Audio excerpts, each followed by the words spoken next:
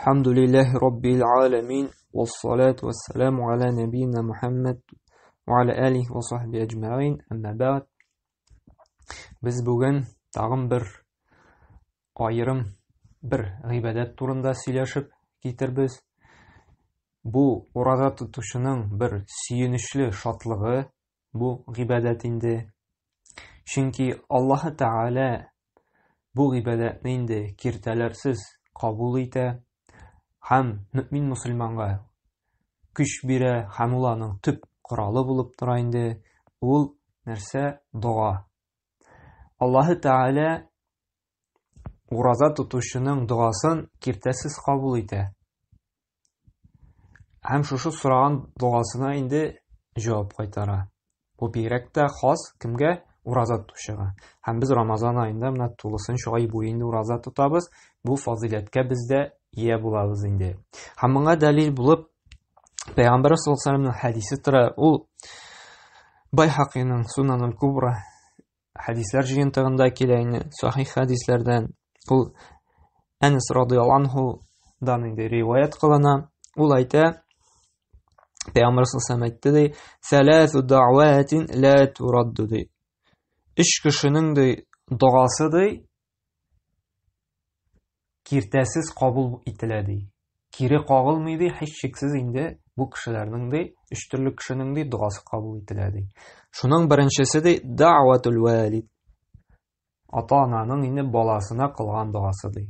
Безнең инде балаларыбыз бар икән, без ата-аналар икән, балабызга дуа кылабыз икән, "Эй Раббым, брала, балама тауфик хидаят бирсәң инде, бәхет сәгадәт бирсәң инде, сәламәтлек бирсәң, һәм башка Аллаһ Тәгалә нәрсә ди, киртәсез кабул итәм ди инде." Һәм икенче төр кеше кем? Монсы инде безгә кагыла. "Ва даъватус саим." Ураза тотучының дуасы ди. Менә безнең инде сөйнечле хәбәр. Без ураза тотучылар иртәнге намаздан алып, акшамга хәтле инде без дуа кыла алабыз. Һәм шушы вакытта без дуа кылабыз икән, Аллаһ Тәгалә һичшиксез нәрсә ди, җавап бирә ди. Без менә сорарга Аллаһ Тәгалә мөрәҗәгать итәргә тиешбез. Безнең хаҗәтләребез бик күп. Безнең сорыйсыбыз инде бик күп. Һәм аны бары тик бирә ала, моңа инде Кудрәт иясе Аллаһ Тәгалә генә инде. Шуңа күрә дә бу безне этәрә бу хадис инде күбрәк дуа кылырга. Һәм өченче төр кеше инде даъвату мусафир. Мусафир кешенең дуасы ди. Әгәр дә без берарка юлга чыгабыз икән, без рәхәтләнеп инде дуа кыла алабыз, чөнки без белеп торабыз. Мусафир кешенең инде дуасы һичшиксез инде кабул ителә. Менә шуңа күрә ураза тотучының инде менә бу нәфил уразаларга да кагыла. Әлхәмдүлилләһ, безне тагында шатландыра, күңелебезгә шундый сөенеч кертә. Әгәр дә без нәфил уразаларды да тотабыз икән, тагын безне мөмкинчелек туа шушы дуалар кылырга һәм киртәсез инде җавап өмет итәргә Аллаһ Тәгаләдән. Күрә әле Рамазан белән шикләнергә түгел, Рамазан беткәч тә нәфил уразалары тотырга. Әгәр дә менә бу фазиләткә ия буласыгыз килсә. Менә дуабызга тагын мәсьәләләр бар. Дуабыз инде чынлап та җавап булсын өчен Аллаһ Тәгаләне киртәсез кабул ителә диде бит. Әмма ләкин аның бар үзенең шартлары, үзенең әдәпләре. Һәм шуның турында менә бүген әзрәк кыскача гына инде искә төшереп китәргә кирәк булыр безгә. Менә моны инде аңлап бетерер өчен. Иң беренче без сөйләшербез. Ни өчен соң дуа кылырга кирәк һәм дуаның инде фазиләте инде. Дуа кылырга кирәк ни өчен без моны бик яхшы беләбез инде. Һәрберебез без Аллаһ Тәгалә мохтаҗ, факир. Шулаймы? Һәрберебезнең ниндидер инде кирәк-ярагыбыз бар. Кемдер бәхетсез, аңа бәхет кирәк.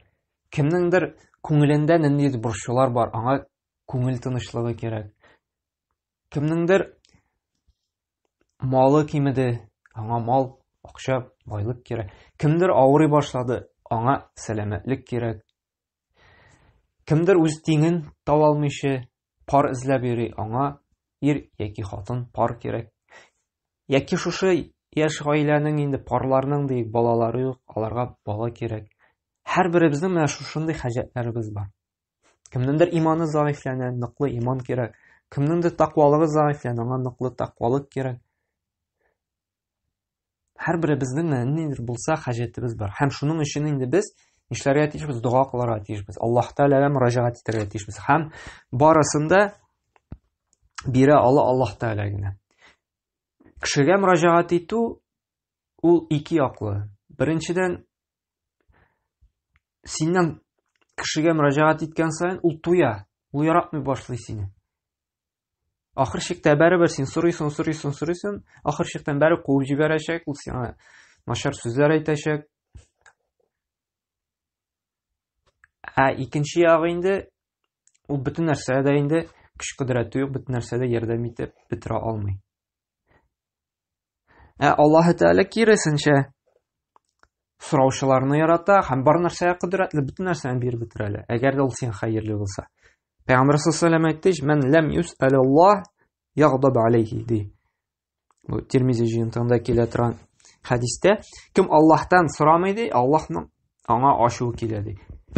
Кешеләрдән сорасаң киресенчә, бит кешедән сорыйсың, кешенең сиңа ачуы килә, шулаймы? Сораган өчен туйдырдың инде, һаман соранасың син. Аллаһ Тәгалә киресенчә, әгәр дә аннан сорамыйсың икән, ачуы килә. Шуңа күрә һәр вакытта да без Аллаһтан сорарга тиешбез.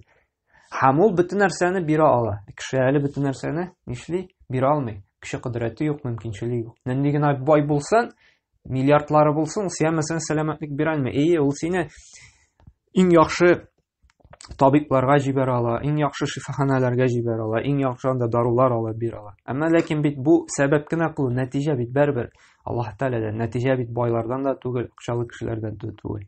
Чөнки бик бай кешеләр бар, давалана, һаман әле даваланып бетә алмый, шигырьләреннән арына алмый.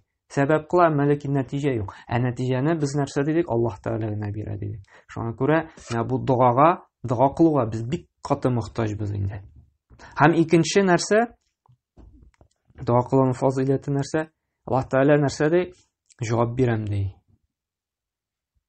Һәм бу этәрергә тиеш безне дуа кылырга. Чөнки Аллаһ Тәгалә җавап бирәм ди. Гафир сүрәсенең 60-нчы аятында әйтә: "Ва кала раббукум дуни астаҗиб лакум" ди. Һәм ди әйтте, Пәйгамбәр саллаллаһу алейһи ва сәлләм әйтә, Раббыгызга ди дуа кылыгыз ди. Мин аларга җавап бирермен дип әйтергә куша. Аллаһ Тәгалә Пәйгамбәр саллаллаһу алейһи ва сәлләмгә инде шушы үзенең уммәтенә Раббыгызга дуа кылыгыз дип әйтте. Һәм ул сезгә җавап бирер ди.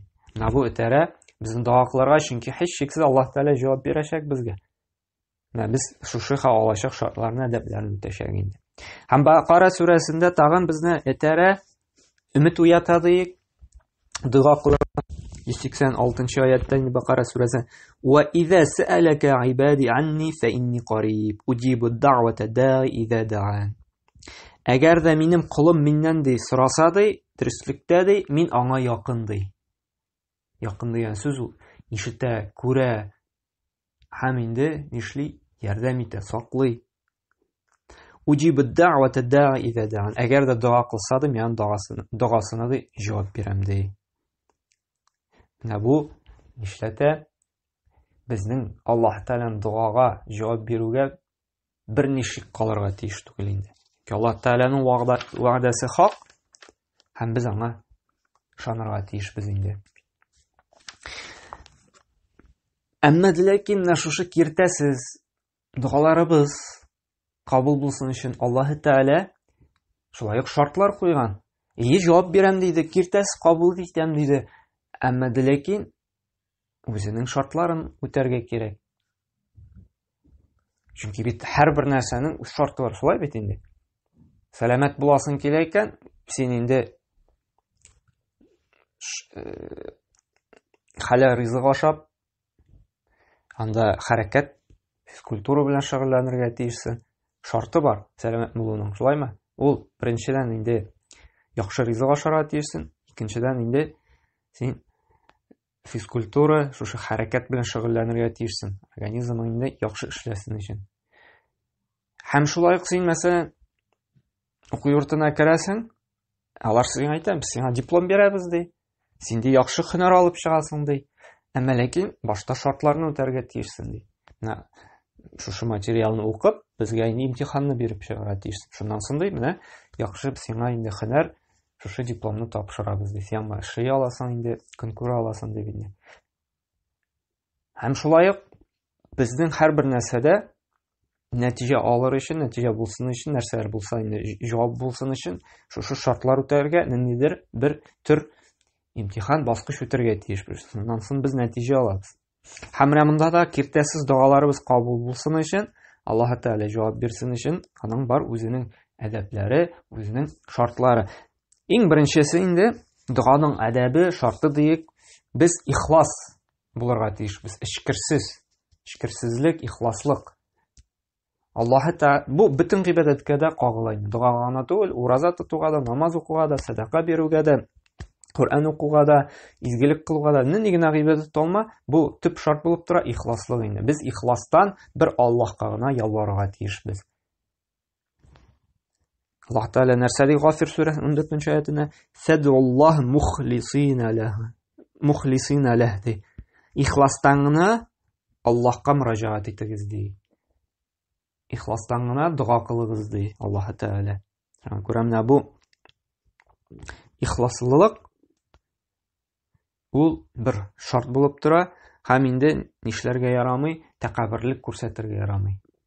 Чөнки Аллаһ Тәгалә нәрсә ди? Шушы вaqala rabbukum ud'uni astajib lakum. Раббыгызга дуа кылыгыз, ул сезгә җавап бирә ди. Һәм инде инналлазина ястакбирuna ан ибадати sayadkhuluna jahannama dakhirин ди. Дөреслекдә кемнәр ди тәкәбберлек кыла ди? Аллаһ Тәгаләгә инде шушы гыйбадат кылырга, дуа кылырга, алар да инде түбәнчелек хәлдә ди җәһәннәмгә керәләр ди. Шуңа күрә тәкәбберлек күрсәтергә ярамый. Аллаһ Тәгалә карата кемсен ул, ишетми ул, нәрсәгә ул миңа җавап бирсен, һәм башка шундый нәрсәләр белән без тәкәбберлек күрсәтергә тиеш түгелбез, эшкерсез ихластан Аллаһ Тәгаләгә инде мөрәҗәгать итәргә тиешбез.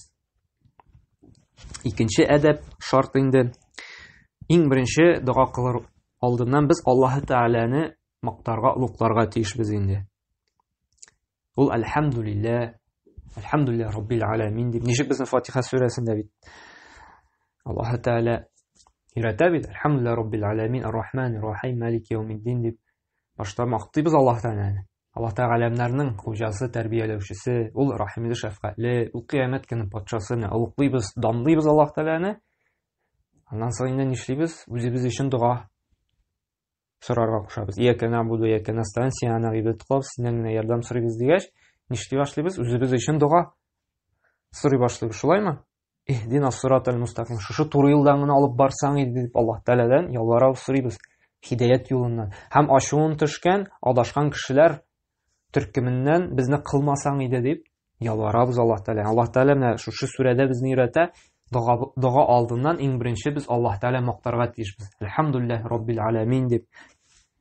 Анда үзенең исем-сыйфатлары белән Аллаһус самад, Аллаһ ахад, син бердән-бер, Аллаһус самад, син генә иң бае, син бер нәрсәгә дә мохтаҗ түгел, син хакыйкый илаһым, сиңа гына гыйбадәт кылам, сиңа гына тәвәккәл кылам. Без менә иң беренче дуа кылыр алдыннан безнең шәригать тиешбез, Аллаһны мактарга тиешбез. Иң җайлысы инде әлхәмдүлилләһ Раббил аламин, ар-рахманир рахим. Аллаһ ахад, Аллаһ самад, лам ялид ва лам юлад. Аннан соң инде нишләргә тиешбез Аллаһны мактый? Пәйгамбәр саллаллаху алейхи ва саллямга инде салават әйтергә тиешбез. Вассалату вассаламу аля набийина Мухаммад ва аля алихи ва сахбихи аҗмаин дип. Башта Аллаһны мактыйбыз, Пәйгамбәр саллаллаху салават әйтәбез инде. Аннан соң инде нишләргә тиешбез? Өченче әдәп Аллаһ Тәгаләнең шушы күркәм исемнәрен кулланып үзебезгә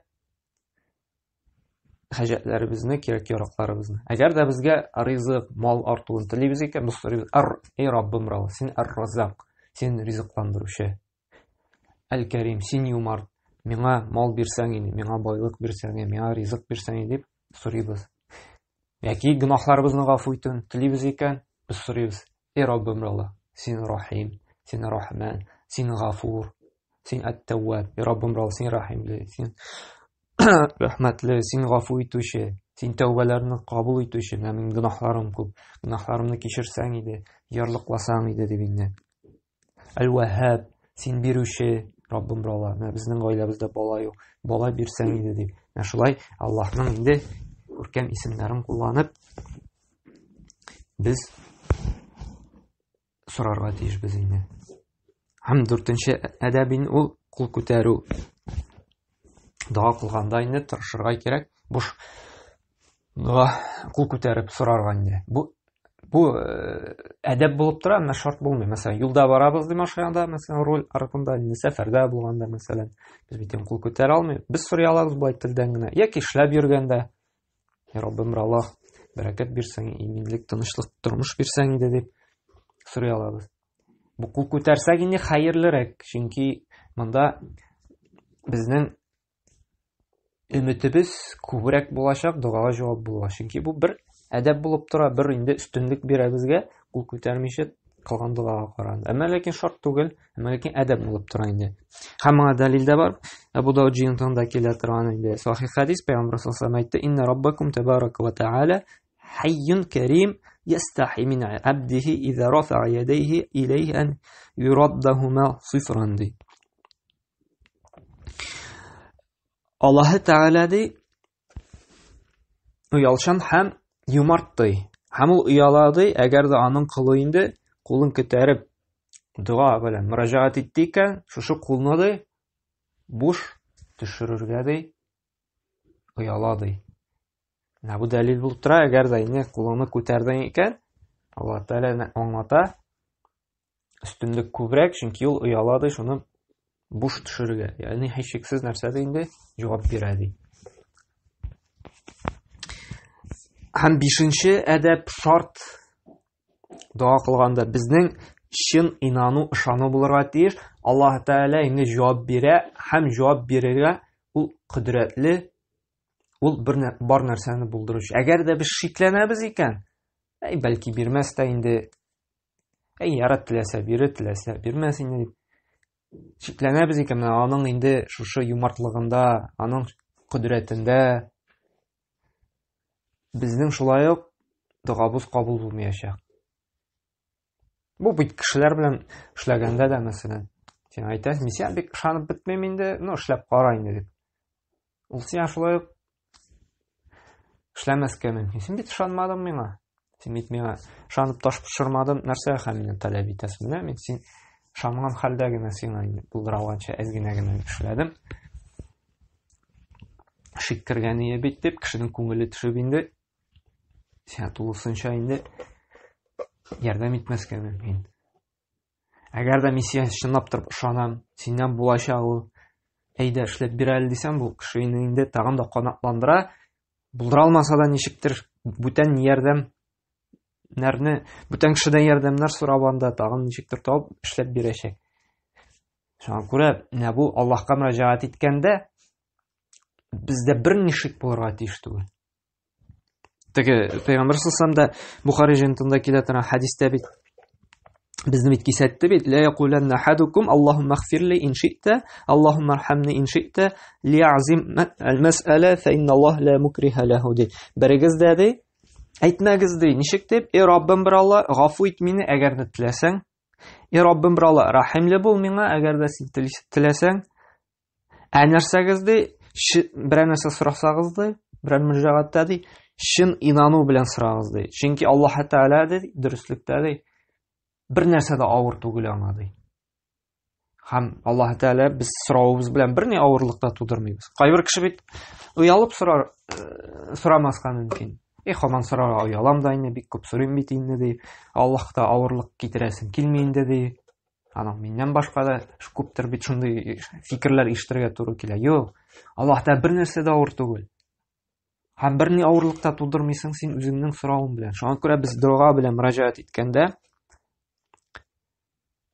без шикләнмичә, инану белән, чын ышану белән сорарга тиешбез. Һәм калебебездә булырга тиеш ул. Берни шик булырга тиеш ул. Әгәр дә шикләнсәк инде, безнең инде дуага җавап булу ихтималы бик әз булачак. Бу бик мөһим мәсьәлә. 6нчы әдәп шарты инде без түбәнчелек белән, тыйнаклык белән шушы Аллаһ Тәгаләгә кычкырмыйча яшерен рәвештә дуа кылырга тиешбез. Чөнки Аллаһ Тәгалә әйтә бит: "Уд'у раббукум тадарруан ва хуфья", "Иннаху ла юхиббул му'тадин". Бу А'раф сүрәсенең 55-нче аятында нәрсә ди? Сез Раббыгызга ди түбәнчелек белән һәм яшерен рәвештә дуа кылыгыз ди. Дөреслекдә Аллаһ Тәгалә шиктән чыгучыларны ди яратмый ди. Монда тагын бер риваят китерәсе килә. Бу безнең шулай Бухари, Муслим җыенында килә. Әбу Муса әл-Аш'ари бер риваятта булай ди. Дип әйтә инде, көннәрдән бер көнне ди Пәйгамбәр саллаллаһу алейһи ва саллям кешеләрнең кычкырып дуа кылганнарын ишеткәч ди: "Эй кешеләр ди, сез үзегезне кызганыгыз ди. Үзегезгә авырлык китермәгез ди. Дөреслекдә сез шукракка һәм бик ярактан булучыга мөрәҗәгать итмисез. Чынлыкта ди, ул бик яхшы ишетүче һәм бик якын булучы ди." Менә бу хадис безне бер әдәпкә өйрәтә, кычкырып дуа кылмаска. "Эй Раббым бер Аллаһ, шуны бирсәң инде, эй Раббым бер Аллаһ", аны кычкырып та кылалар бит кайбер кешеләр, бөтен анда йорты яңгырый дик, мәчеттә ишетелеп тора, кирәкми. Чөнки Аллаһ Тәгалә син ничек кенә кылсаң да, пышылдасаң да, ул сине ишетә. Һәм белә нәрсәне син сорыйсың. Шуңа күрә бер әдәп булып тора, тынычлык белән генә, түбәнчелек белән генә, шыпырт кына дуа кылу. Бу әдәп булып тора, шушы аяттан алабыз инде. Һәм шулай икенче дәлил, бу әдәпкә инде без дуа кылганда бездә көчле бер теләк булырга тиеш. Шушы дуаны сорарга омтылу булырга тиеш. Чөнки Аллаһ Тәгалә шулай Анбия сүрәсенең 90-нчы аятында әйтә: "Кәну юсариуна фил хайрати ва яд'унана рагабан ва рахаба ва кәну лана хашиин". Һичшиксез алар ди, кемнәр пәйгамбәрләр инде хәерле эшләргә омтылалар һәм көчле бер теләк белән һәм курку белән белгә ди, безгә ялваралар, дуа кылалар ди. Һәм алар безгә карата ди тыйнак кешеләр иде ди. Менә бу пәйгамбәрләрнең дуа кылу тәртибен Пәйгамбәр саллаллаһу алейһи ва саллям шушында бәян кыла, һәм бездә шундый булырга тиеш. Көчле теләк булырга тиеш һәм тыйнаклык кирәк безгә. Башны иеп, тыйнаклык белән үзебезнең фәкыйрьлегебезне, мискинлегебезне аңлап, тыныч кына Аллаһ Тәгалә мөрәҗәгать итәргә тиешбез. Кычкырып, акырып, бакырып түгел, тыйнаклык белән үзебезнең түбәнчелекне күрсәтеп, без ялварырга, сорарга тиешбез Аллаһ Тәгаләдән. Һәм 7нче шарт, һәм инде бу бөтен асылы диек, нигезе диек, фундаменты диек инде шушы дуаның киртәсез кабул булсын өчен, һичшиксез Аллаһ Тәгалә җавап бирсен өчен инде безнең ашаган ризыгыбыз да хәлал булырга тиеш. Безнең кәсеп иткән эшебез дә хәлал кәсепләрдән булырга тиеш. Безнең өстебездә булган киемебез дә хәлал булырга тиеш. Хәлал мал белән алып киенгән кием булырга тиеш. Әгәр дә кәсебе безгә харам кирде икән, ризыгыбызга харам кирде икән, бу атта инде безнең дуабыз кабул була алмый. Чөнки без шушы Аллаһ Тәгалә шартын, шушы киртәне, шу тыйганлыкны үтмәгән булабыз. Шушы имтиханны диек инде бирмәгән булабыз. Без мисал китергән ич, институтта укып чыгар өчен имтиханнар бирергә тиеш. Без менә шушы имтиханны бирә алмыйча, безгә дипломны, шушы рөхсәтне бирмәгән булалар безгә. Ни өчен? Моңа инде дәлил булып тора безнең Пәйгамбәр саллаллаһу алейһи ва саллямның инде Муслим җыентында килә торган хәдисе. Пәйгамбәр саллаллаһу әйтә, бу Абу Хурайрадан килә бу хәдис инде риваят кылына: "Әйюһән нас инна Аллаһ таййибун ла яқбалу илля таййибан" ди. Эй кешеләр ди, дөреслекдә ди Аллаһ Тәгалә яхшы ди, һәм бары тик яхшыны гына кабул итә ди. Һәм нәрсә ди? "Ва инна Аллаһ амара ал-муъминина бима амара биһи мурсалин". Һәм ди мөэминнәргә ди әмер итә ди, нәрсә пәйгамбәрләргә әмерне иткән иде ди. Пәйгамбәрләргә әмер иткәнне ди, мөэминнәргә дә шуны әмер итә ди. Нәрсә ди? يا أيها الرسل كلوا من الطيبات وعملوا صالحا إني بما تعملون عليم دей. Ey rasullar dей, ey ilchilar dей, payg'ambarlarga, rasullarga murojaat etdi. Ammo lekin bu bizga da qog'ila. Chunki payg'ambar sollallohu alayhi vasallam aytdi, mu'minlarga da shuni amr etadi. Bor etdik xayrli, yaxshi, halal rizqlarga oshag'iz dей, ham izgi amallarga qilamiz dей. Qanday narsa ishlaganingizni men bilam dей. Ham shulay narsa dей, ya ayyuhallazina amanu kulu minat tayyibati ma razaqnakum. Ey kishilar dей, ey iymon keltiruvchi kishilar dей, halal bo'lganday, yaxshig'ina biz bergan rizqlarni oshag'iz dей. Bunda amr ita halal rizq bilan to'qlanirga, yaxshi, xayrli kasb bilan nima to'qlanirga amr ita. Alloh taolo shu oyatlarda ham payg'ambar sollallohu alayhi vasallam deydi. Shundan so'ng misol keltiramizga, ne uchun so'ng Alloh taolo bizga endi agarda bizning harom rizq bo'lar ekan, harom kasb bo'lar ekan, yoki shirkli kasb bo'lar ekan, harom mol halallikni bilmaymiz ekan, shulay qoldirga kerak. Chunki qo'rqinish bor, nog'asiz qoluvimiz. Payg'ambar sollallohu alayhi vasallam shu hadisni davom etib aytadi: "Summa zakara rajul yutilu as-safara ashghaza aghbara yamuddu yadayhi ila as-sama ya robbi ya robbi." Bir kishini zikr etdi narsada, uldi safarda, uldi shunday miskin halda, aning shashlari tuzg'anday. Uldi shunday tuzanga botqanday. Shunday miskin halda deydi. Andi kishini ayting jallibiz, anga yordam etasiz kelar, shulaymi? Alloh taolo bit in qotir jallovchi, in qotir shunday rahimli, mehribonli zot deymiz, nima? Ham qo'lini ustiga ko'targanday. Ham yalvaradi, ey Robbim deb. Biz bilamiz, narsa deydi, safarda bo'lishning duosini Alloh taolo kirtasi qabul etadi. Ham qo'lini ko'targanday. Biz narsa deydi, Alloh taolo uyaladi deydi, qo'lni bo'sh tushiriga, shulaymi? Ham bu shu ikki shartga da to'g'ri keladi, ikki fazilatga da to'g'ri keladi. Ammo lekin narsa deydi, bu shu kishining musafirning, shu miskin holda bo'lib qo'l ko'targanday, va mat'amuhu harom. Aning oshi turgan rizqi dey harom dey. Va mashrabuhu harom. Ishatirgan suvi dey harom dey. Ishatirgan suv nechik harom bo'ladi? Masalan, urlab olirga mumkin shul suvni. Ruxsatsiz olirga mumkin. Talab olirga mumkin kimdandir qiynab. Shun bilan suv haromga aylanadi. Va malbasahu harom. Aning kiyingan kiyimi haromdan dey. Shuluq bu kiyim yoki urlab olingandir, yoki talanib olingandir, yoki haram kasb bilan olingandir. Va uziya bi haram. Ham shulay o'yinni haram bilan to'qlangandir. Biz boshda aytdik, o'sha mat'amu haram, rizqi haram, ya'ni rizq haram bo'la, shuluq shu sotib olingan rizqning aqchasi moli deyik, urlangan, talangan yoki riba bilan yoki shunday haram kasb bilan kiradi. A'uziya bi haram. Haram bilan to'plangan haram, masalan, do'ng'iz eti anda bismillah Allohu akbar aytilmishi so'yilgan hayvon bo'lirga mumkin, it bo'lirga mumkin yoki o'laksa anda shunday tiygan rizq haram bilan ayirga kerak bularni endi. Bo'lirga mumkin. Wa'uziya bi haram, shu haram bilan to'planganday. Hamayta fa inna yustajabu lidhalik. Bunday kishi Alloh taolo javob berilmini deydi. Mana bu tip dalil bo'lib tura. Payg'ambarimiz uyratdi, agarda kishining shu kun ko'rishi harom ekan, bu rizqlari, kiyimlari, kasbi, bunday kishi Alloh taolo javob berilmini deydi.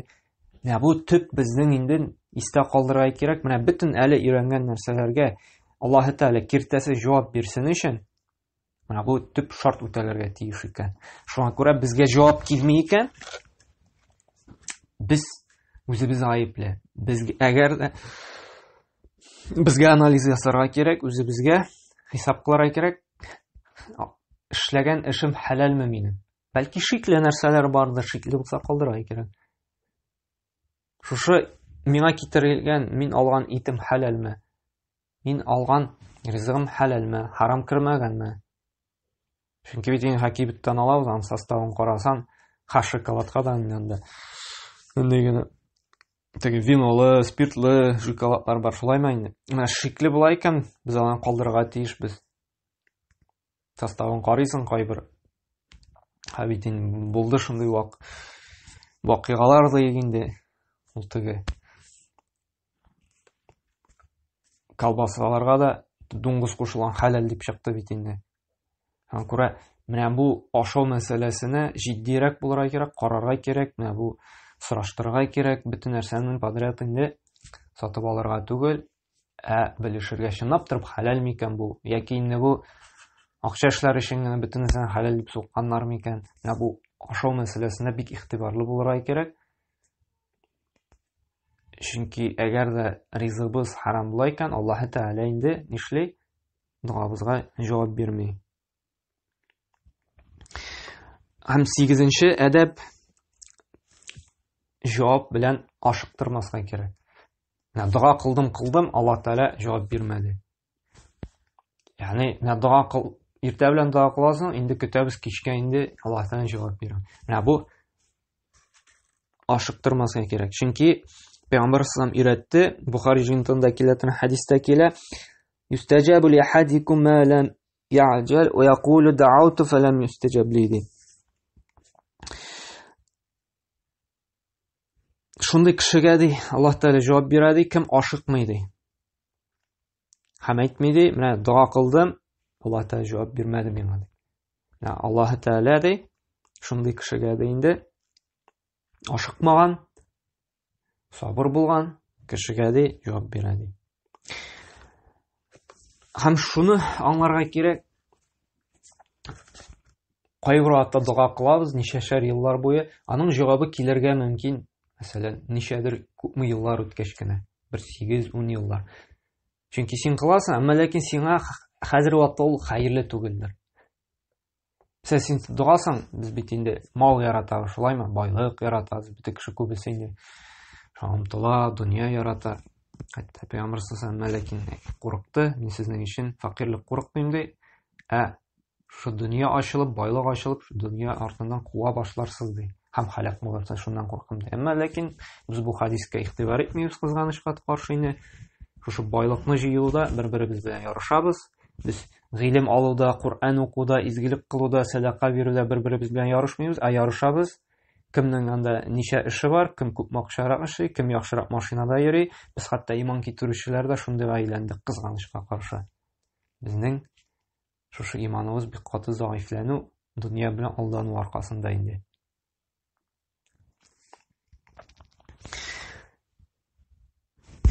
Һәм шуңа да менә безгә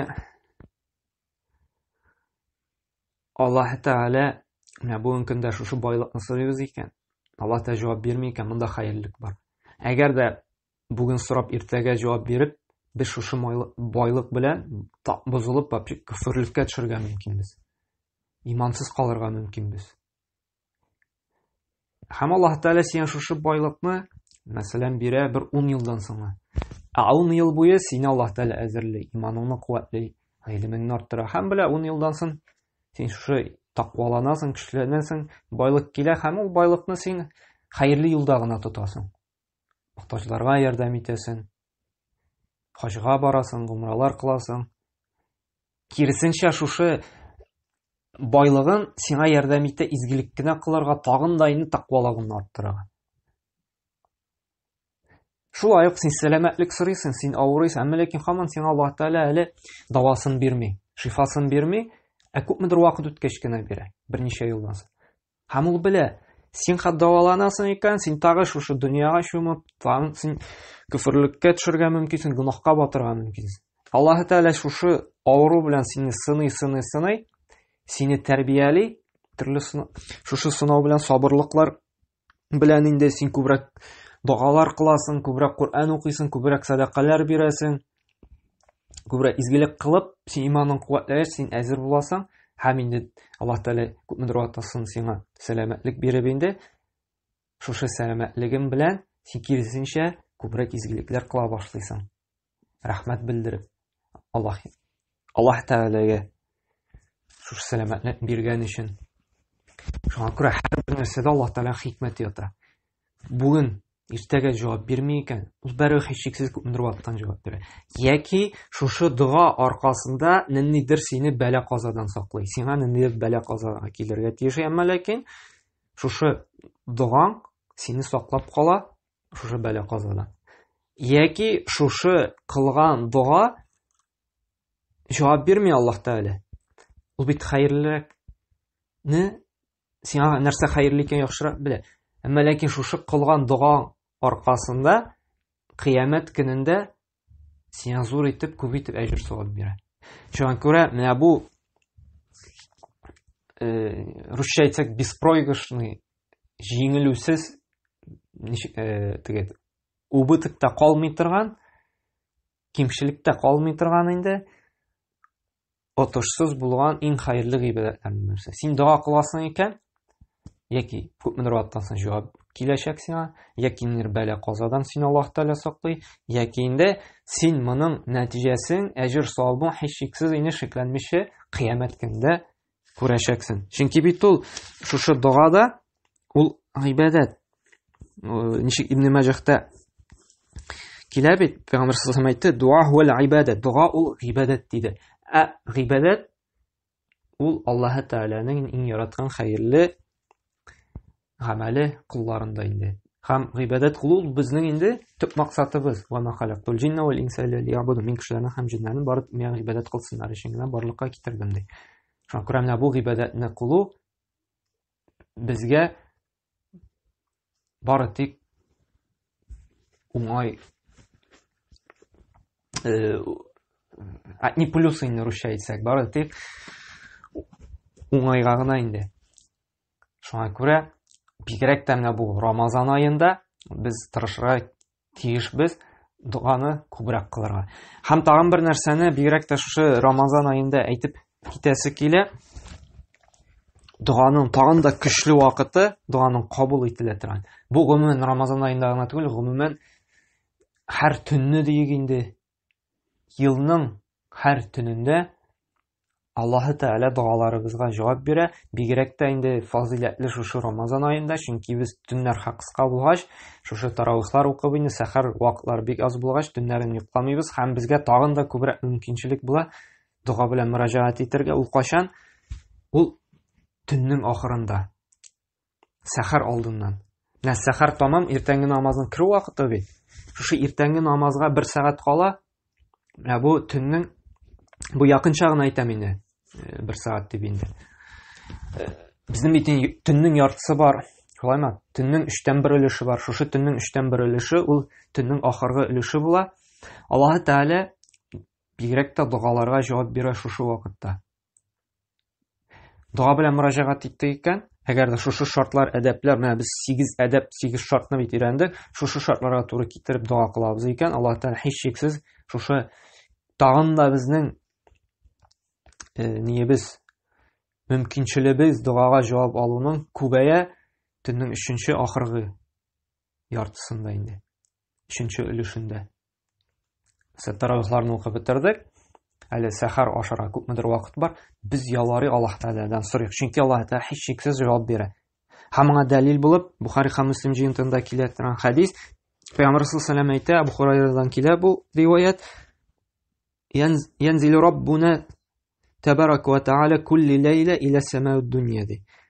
Аллаһ Тәгалә ди һәр төнне ди, хина ябка сулусул лейл, һәр төннең ди 3нче яртысында, төннең ахырында ди, шушы дөнья күгенә, күкнең 1нче катына төшә ди, һәм әйтә ди: "Мен яд'уни фастаҗиб лаху" ди. Кем миңа дога белән мөрәҗәгать итә ди, мин аңа ди догасына җавап бирәм ди. "Мен яс'алуни фa'атайтуху" кем миннән сорый ди, сораганын бирәчәкмен ди. "Мен ястагфируни фa'агфиру лаху" кем миннән гафу, истигфар сорый ди, тәүбә кыла ди, мин аны ди гафу итәм ди. Менә бу тагын да безне инде этәрә, гафиллектән уятырга тиеш, нишләргә? Төннең ахыргы өлешендә, иртәнге намаз алдыннан инде сәхәр тамамы хәтлек дуга кылырга. Таравихлар Укып бетердек икән, Коръән укыдык икән, әле сәхәр ашарга инде күпмедер вакыт калды икән име? Яки сәхәрне ашап куйдык икән инде. Әле иртәнге намаз кермәде. Без ялварыйк, догада булыйк. Чөнки Аллаһ Тәгалә сорагыз ди, сораганыгызга ди, җавап бирәм ди, гафу, истигъфар сорагыз ди, мин сезне гафу итәчәкмен ди.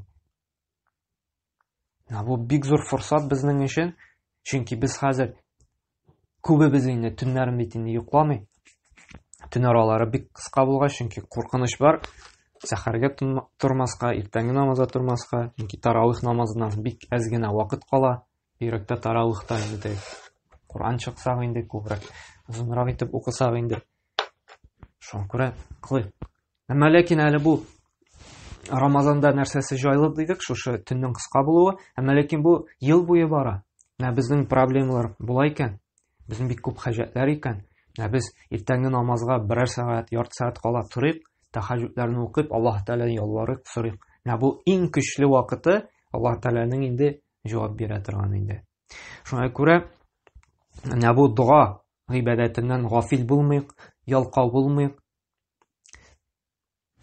Күнектерик һәр вакыт Аллаһ Тәгаләдән сорарга, нинди генә проблема тумасын, нинди генә мөшкил хәлгә төшмик. Иң беренче уй фикер килсен, Раббым Аллаһтан сорыйм әле. Раббым Аллаһ ярдәм итәчәк һичшиксез дип безгә ышану булсын. Чөнки безнең берәр проблема туа икән, без иң беренче чиратта кешеләрдән ярдәм эзли башлыйбыз, кешеләрдән сорый башлыйбыз. Безнең иң беренче уй фикер ул Аллаһ Тәгалә булырга тиеш. Калбыбыз Аллаһ белән бәйләнергә тиеш безнең. Аннан соң без сәбәпкә керешергә тиешбез. Кешеләрдән ярдәм сораганда һәм башка сәбәпләрне кылу. Әмма иң беренче без Аллаһтан сорарга тиешбез. Һәм Аллаһтан сорарга тиешбез хәерле сәбәбен дә. Раббым бер Аллаһ миңа шушы эшне эшләргә хәерле сәбәпләрен дә бирсәң иде. Юлларыма шушы эшне эшләүдә ярдәм итә торган кешеләрне җибәрсәң иде. Һәрбер нәрсәне без Аллаһ Тәгаләдән сорарга тиешбез. Һәм моны Аллаһ Тәгалә ярата. Һәм Аллаһ Тәгалә инде безгә тәвфик хидаят бирсен, калпләребезне Аллаһ белән генә бәйләп, аннан гына сорап, аңа гына тәвәккәл кылып, аннан гына куркып инде тәкъвалы бәндәләр булып, ул риза булган, ул яраткан гамәлләр кылып яшәргә һәм фирдәүс җәннәтләренә керергә насыйп эйләсен. Субханакаллаһу бихамдик ва ашһаду ан ла илаһа илля анта, астагфирука ва атубу илейк.